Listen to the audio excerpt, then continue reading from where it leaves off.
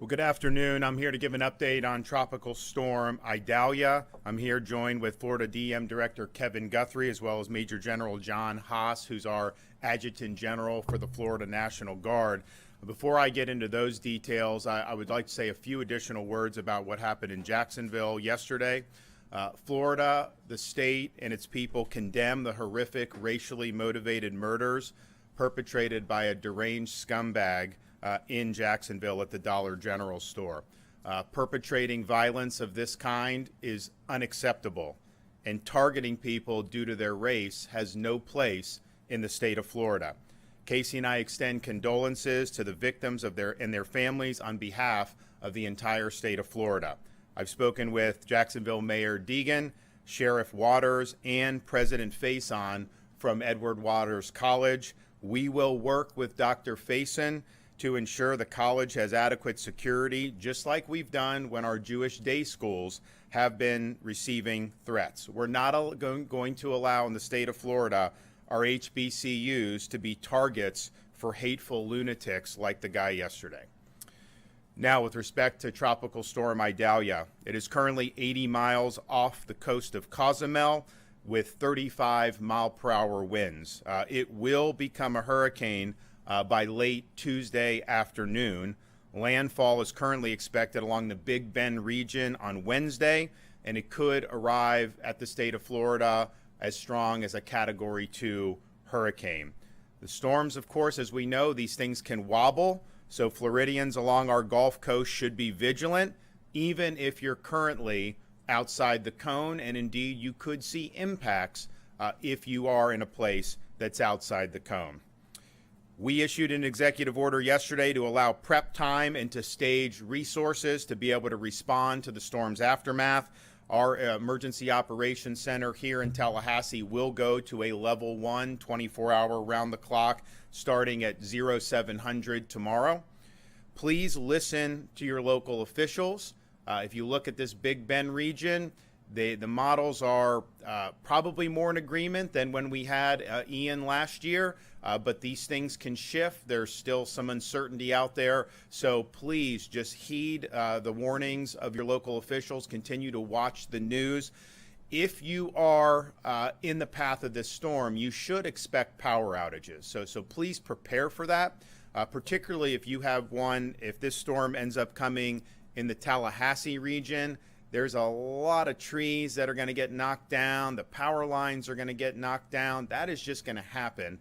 So just be prepared for that and be able to do what you need to do. If you are power dependent, particularly people who are elderly or who have medical needs, please plan on going to a shelter.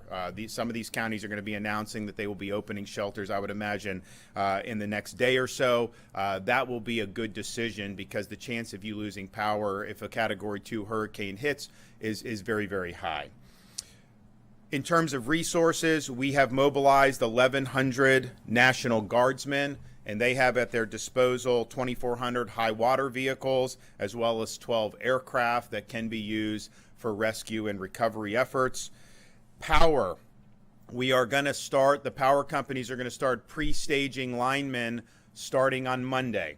And we're going to have probably not as many as we had for Ian because the track of the storm is different and the number of people affected is likely to be less. But there is going to be a significant amount of linemen that are going to be stationed and ready to go. And so what we would say to the municipalities and other electric outfits is please be willing to accept this mutual aid so we can get the power back on as quickly as possible. When we did Hurricane Ian, the places that accepted the mutual aid early, they got the power back on a lot quicker. So please, these resources are going to be there. Let's all work together to get the power back on. Clearly, we've had instances in the past where it dragged on and there were a lot of people without power, particularly in Tallahassee and in 2016 storm. So I want to avoid that. The linemen are going to be there, and we want to put them to work. And I know that all the residents will really appreciate that. So please accept the mutual aid. Contact Kevin Guthrie if you have any questions about that. But we are going to have power outages, and so we want to get the power back on for all Floridians as quickly as possible. We are likely going to be staging the majority of our resources in Marion County and parts of North Florida, and that's going to just give us the flexibility in case the track changes to be able to mobilize the resources where they need to go. Florida Department of Transportation has now allowed expanded weight and size requirements for emergency transport, so they're going to be able to bring in more supplies on trucks than they otherwise would be. Please just be vigilant and watch the Weather Channel, watch the news, listen to your local officials. We're going to continue to have briefings, as the days go on here. If you want to know how you can prepare, go to floridadisaster.org/get-a-plan. floridadisaster.org/get-a-plan. You have time to make the preparations. You're going to see on that website all the things that are recommended that you do. But I would say again, if you are in the path of this storm, expect to lose power for a certain amount of time, and so just take whatever precautions are necessary as a result of that. I'm going to have Kevin Guthrie come up here and provide an update from the emergency management perspective. Thank you, Governor. Good afternoon, everyone. My name is Kevin Guthrie. I'm the Executive Director of the Florida Division of Emergency Management, and I want to begin by thanking Governor Ron DeSantis once again for his swift action in declaring an emergency order as we prepare for the impacts of Tropical Storm Idalia. But I also want to express to you how diligent our state emergency response team behind us has been working over the weekend to ensure that our communities are ready. The State Emergency Response Team is here in the EOC working tirelessly to be prepared for any direction that this storm may take, and I thank them for their continued hard work for Floridians. Additionally, the state has been made aware of a situation involving fuel contamination at gas stations serviced by the Port of Tampa. I want to ensure Floridians that we are coordinating here at the EOC with everyone from petroleum retailers to the ports themselves to ensure that the disruption will not be widespread or prolonged, and that residents can have seamless access to fuel. At the direction of the governor, as he's already mentioned, we have already waived the size, weight, and hour restrictions for getting those necessary resources into the state and down to consumers as quickly and effectively as possible. FDEM has just released a statement related to this fuel contamination, and they are conducting investigations on how widespread the situation is, and what you can do in specific situations if you're impacted. If you think your car may be affected, please call the Florida Department of Agriculture Consumer Services Consumer Hotline at 1-800-435-7352 for English, and for Spanish, 1-800-352-9832. In July, the division and the Florida Association of Broadcasters brought together meteorologists from around the state to discuss hurricane forecasting and messaging. We're relying on you in this room to help us get that message out.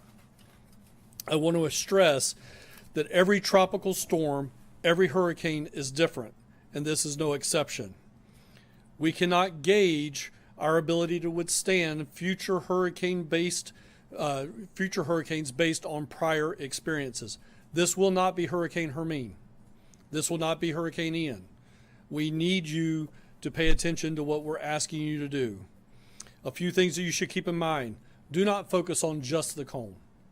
The cone is where the eye could go, but those hurricane force winds and tropical storm force winds will extend far beyond what the cone represents. We will have storm surge warnings and watches in the coming days. Storm surge was the #1 cause of death in Hurricane Ian. You can evacuate by going tens of miles away, not hundreds. Just simply going to your nearest shelter will save your life. You utilize this time now to sit down with each and every member of your household and communicate your plan. Make a plan if you haven't done so, and make sure you focus on those household members or even your businesses. Things that you should consider.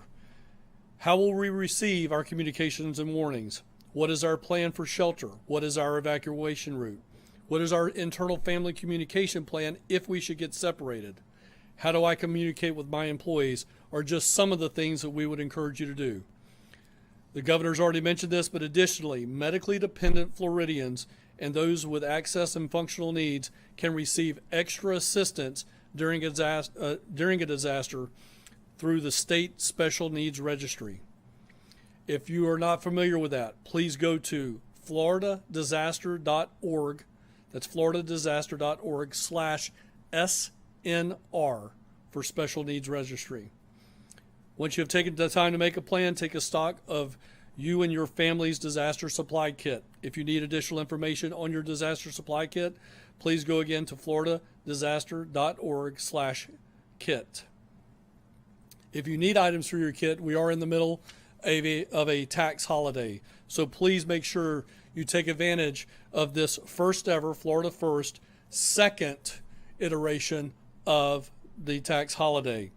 Supplies of the kit should be specific to the needs of your household, but for a model disaster supply kit, again, you can go to floridadisaster.org/kit.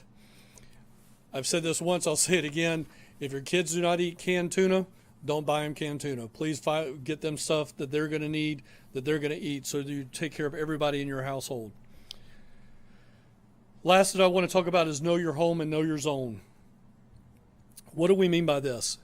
You need to understand what your home's ability is to withstand winds. We will see 90-mile-an-hour winds with this storm, perhaps even higher.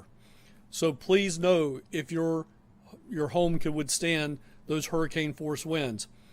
The next thing you need to know is your evacuation zone. So many people that I talked to in Hurricane Ian do not know the difference between FEMA's flood zone and an evacuation zone. If you need to know where your evacuation zone is at, please go to your property appraiser's office, go to the website, and your evacuation zone will be listed there. You can also get to it through your local emergency management pages and, of course, floridadisaster.org. If you're ordered to evacuate, that order will come from local emergency management officials or maybe a local sheriff. If you are asked to evacuate, please do so. Again, we want to save lives. When it comes to your yard, if you can pick it up, put it up. If you cannot pick it up, make sure it's tied down so that those objects do not become missiles, if you will, into someone else's home. The State Emergency Response Team will continue to coordinate, collaborate, and communicate with our county partners to ensure our state is ready to respond. And again, Governor, I want to just say thank you for all your leadership.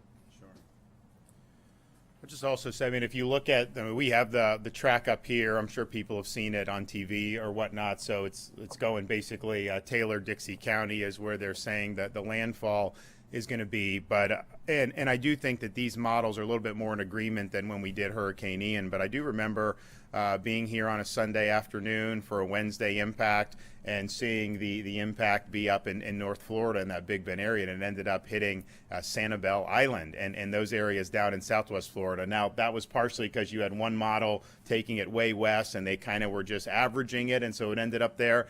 I think most of these models are probably a little bit more in agreement this time, but I would just caution people to remain vigilant. This stuff can change.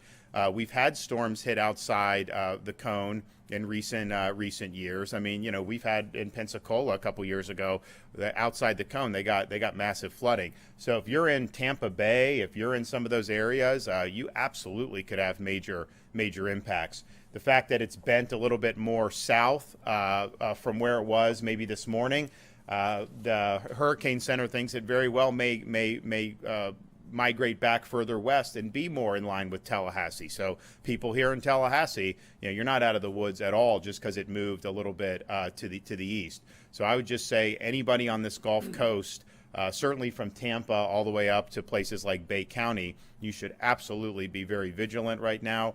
You should be following the track of the storm, and you should just be making your preparations. There were models that had up to Cat 3. We think that now the highest the agreement seems to be Cat 2, but again, there's a lot that can happen. This thing hasn't even gotten to Cuba yet, and the water in the Gulf is very, very warm, and so that'll provide some fuel for this thing to pick up some more speed. So floridadisaster.org/get-a-plan. We'll continue to be providing updates. Listen to the folks who are the emergency management and the local officials. They are going to be the ones that are going to be issuing guidance on evacuating. If there's any road closures, that's all going to come from them. So please listen and heed that advice. Any questions? So we're going to start with staging and preparation in Marion County. Is that what we said? And in North Florida. So there'll be two staging areas, and this way it provides Florida DEM the ability to move the response wherever it goes, depending on how the storm may wobble.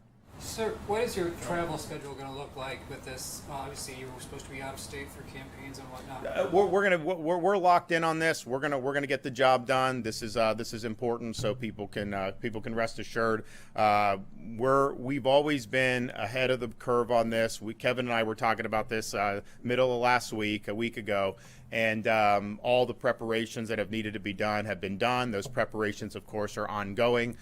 We are going to have resources staged, and we're going to execute a response. So will you be here this week, or? I am here. How involved is the state with evacuation orders, and did Hurricane Ian change the calculus of that at all, considering how many people? Hurricane response is bottom up. When you do an evacuation order, the reason the state doesn't do an evacuation order is because evacuations are effectuated by local officials. So if they're going to, if the state said, this Sanibel Causeway is closed, well, we don't have people there that can effectuate that. That's the sheriff, that's the police, that's the local people. So that's why it's got to be bottom up, because they're the ones that are controlling how the traffic's going to flow, how people are going to go, whether there's shelters or not. That is just not done by the state. So we support their efforts on different things, but those orders are going to come locally, and that's the way it's always been. That's the way it's going to be. I spoke out at the time when people were attacking Lee County about it. Kevin was talking with them. Sunday of the storm for Wednesday, it was even further northwest than this track was. And so, of course, they didn't issue an evacuation order at that time. Then as it got closer, they acted and did it. And so that's, but I think it's got to be done locally. With gasoline, is there any concern about price gouging or panic buying affecting? There's always concerns for both. I mean, obviously, Attorney General is going to be all over the gouging, so that's not something anyone should do. There's no need to do panic buying, but sometimes that happens in these storms. The issue with the Port of Tampa is one that could complicate this. It has nothing to do with the storm, but it's happening right on the eve of the storm, and so places. And I think I spoke with Commissioner Simpson earlier today. They're trying to get the list of all the gas stations that may have had cross-contamination, so that people know if they filled up at any of these stations that they probably don't want to drive their car, because you're going to have people potentially just stuck on the side of the road. If you fill up your tank with diesel and you start driving it, it's not going to end well. So that is a concern. Now, if the storm ends up more North Florida than Tampa, then maybe that's not going to end up being as important for the storm. But as you see, you could see some major flooding. You could see surge in the Tampa Bay area. It could be major impacts there. That is all still in the cards. Now, overall with fuel, we always work to have the ability to surge fuel if there's a major problem. And so we did it with Hurricane Ian. We had the trucks out there. People could go fill up in rural areas. That really helped. I will tell you, though, Hurricane Ian, the gas stations getting back on track, they actually got back pretty good compared to Irma and some of the other storms that we had. And a lot of that was just driven by power. If they had generator capacity, they were able to do it, but the fuel was still being delivered. And so I think Kevin's view is that this is still, the fuel's probably going to still be delivered. We are going to have the ability to move some fuel in. Do you want to say anything more about fuel? I will just say that just over the governor's shoulder here is the Florida Petroleum industry. They are here. We have the Ports Council that is here. We have DOT, who's over my left shoulder, that's here for weights and measures and making sure that people can move commodities freely throughout the state. We did not fill up fuel in Hurricane Ian. We're not going to fill up fuel now. We are already making adjustments for the market to make sure that we're able to meet all of the needs there, and we'll continue to do that. Thank you. And I've asked Commissioner Simpson to come to tomorrow's briefing. I think he's going to be here, and he'll provide an update on the latest on this fuel situation from the Port of Tampa. And basically, it was just human error. They put diesel in tanks that were supposed to be regular gas. And then the DAX, they identified it and they were able to do it, but there was nobody until DAX did the oversight that identified it. It was something that could be identified, I think, just from the difference in the smell. They were able to do that. So hopefully we don't have that many people that are affected by this. Obviously, if you have a tank of gas and it's 90% regular and 10% diesel, the dilution may not ruin your car. But I mean, if you put a whole tank of diesel in, that's going to be a major problem. So stay tuned tomorrow morning. We'll have an update on that. And so we'll see you guys then. Thank you. Can I ask you a quick question about the Jacksonville shooting?